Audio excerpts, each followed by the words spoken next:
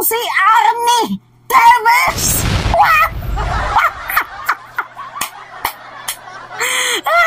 Alam nyo guys, yung nakakatawa dito, sabi ni President Marcos, "Welcome back, Teves!" Mantakin mo, presidente pa ang nag-welcome back sa'yo, pabalik sa bansang Pilipinas. Diba? Sa gitna ng ginawa niyang, mga mabibigat na akusasyon, aligasyon, lalo pat sa pagdidiinan niya.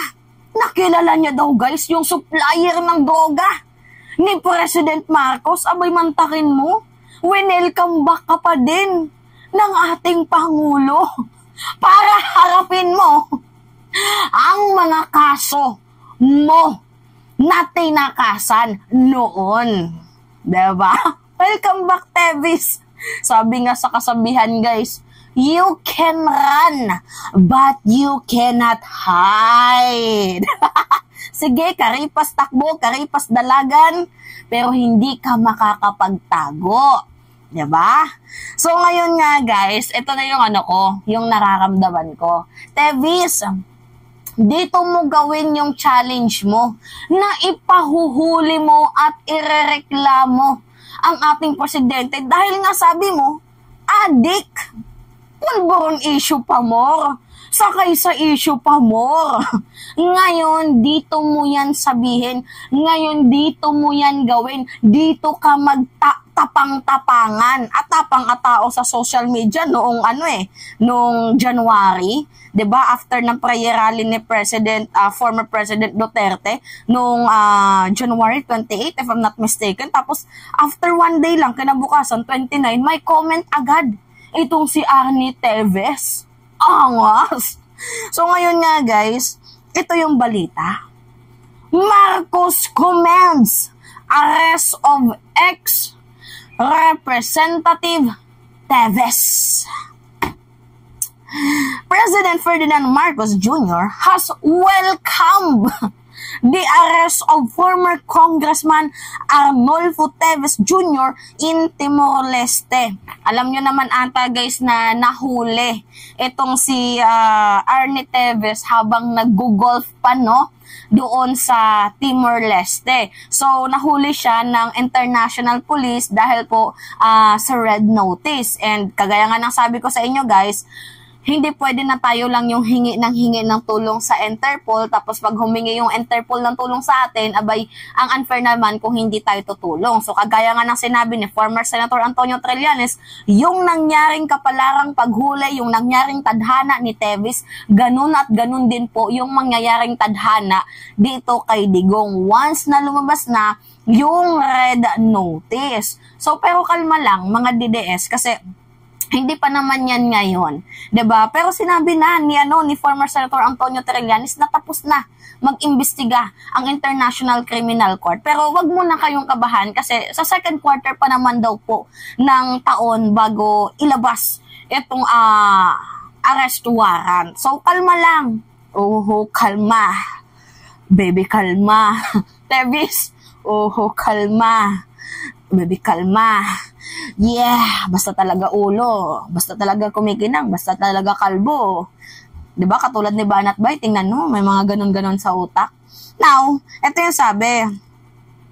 Teves is accused of masterminding killings, the Negros Oriental Governor Roel Digamo and 9 others in Pampalona town. So, ang unfair naman, kung si Teves hinuli dahil nga mayroon siyang napatay na himigit kumulang 10 or 20 katao, tapos hindi huhulihin yung pumatay ng 30,000.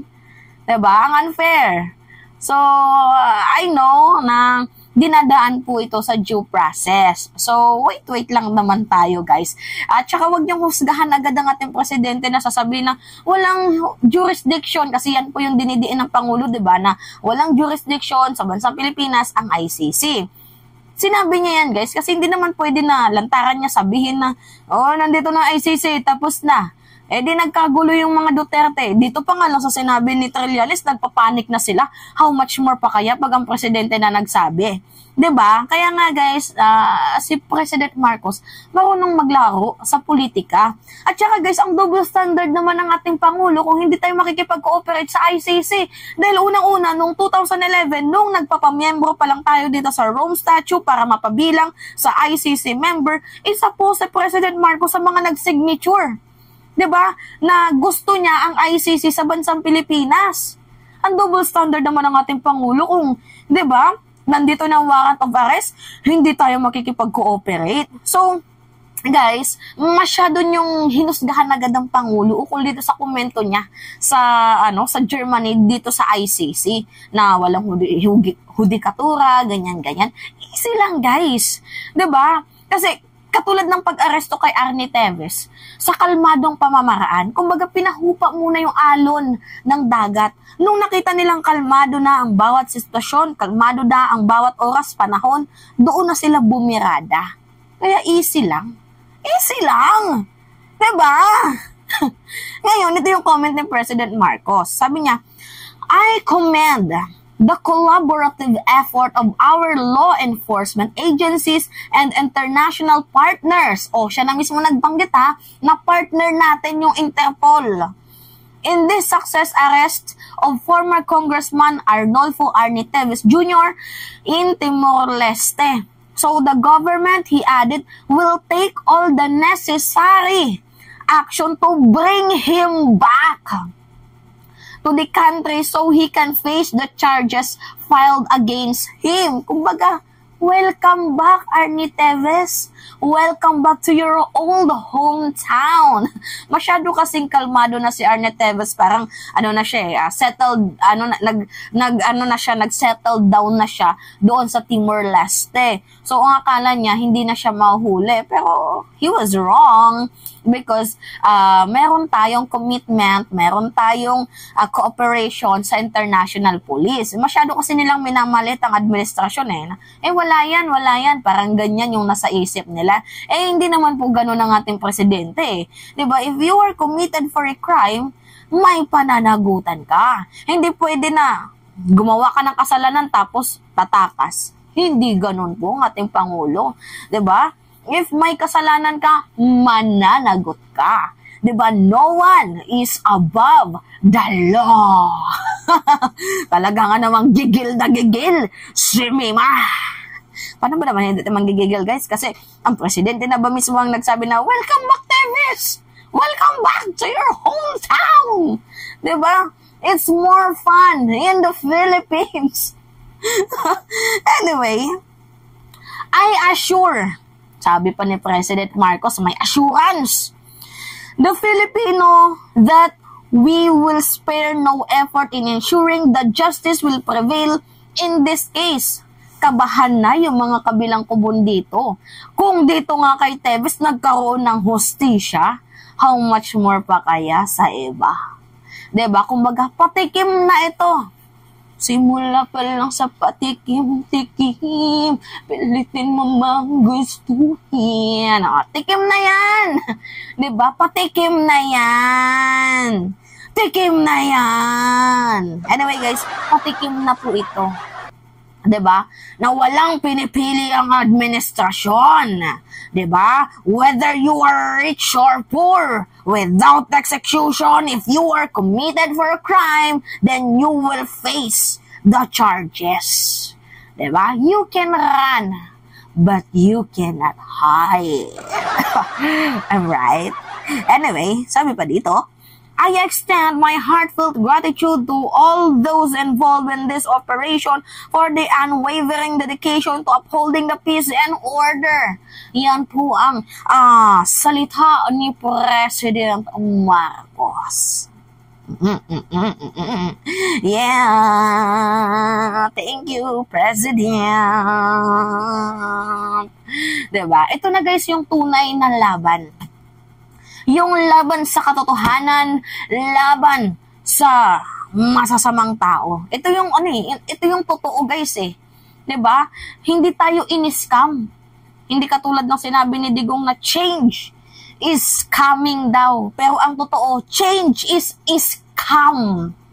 Is scam scam yung change ni Digong. Ito yung totoong change. 'Di ba? Walang politika-politika. 'Di ba? Ang totoo talagang nag-unite ngayon, guys, yung kakamping at yung mga unit team supporters. Kasi sila yung yung parehas na may vision na mapaganda ang ating bayan. May vision.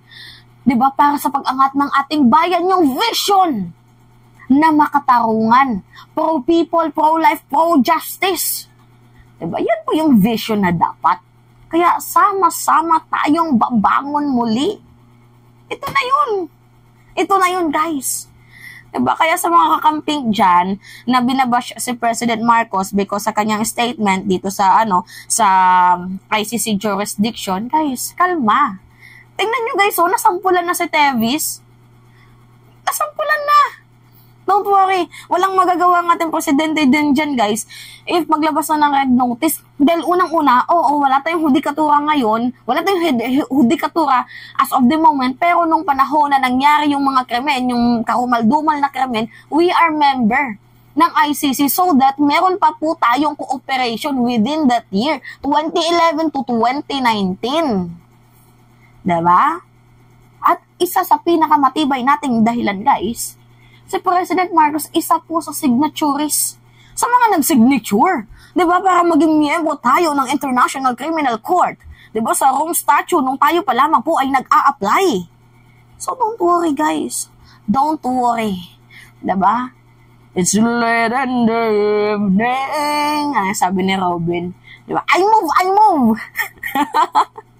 Anyway, yan lamang ho, guys. So, it's me again, si Malicia Nyot, nagbabalik ulit para sa ating panibagong video. Alam nyo, guys, bago ko pala i-end itong live natin, hindi talaga ako mahilig magsabi ng na kunyari magbe-video ko na, guys, please subscribe, like, comment, share. Hindi talaga ako mahilig magsabi ba ng ganun, guys, sa totoo lang. Pero I'm so grateful and thankful sa mga tao na kahit hindi man ako nagsasalita na, please comment, like, and share, mga minamahal, mga ganyan-ganyan.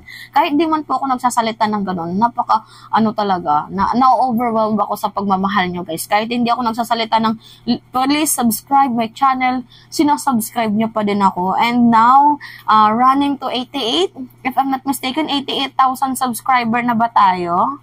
Tingnan ko nga. Running to 88,000 subscriber na nga po tayo, guys. And alam nyo naman ata, guys, na itong channel ni Mima is, second channel na ito. So anyway, salamat sa walang sawang suporta mula noon hanggang ngayon na nakabawi-bawi na tayo. Anyway, yun lamang ho, guys. Maraming salamat. Thank you, mga kababayan.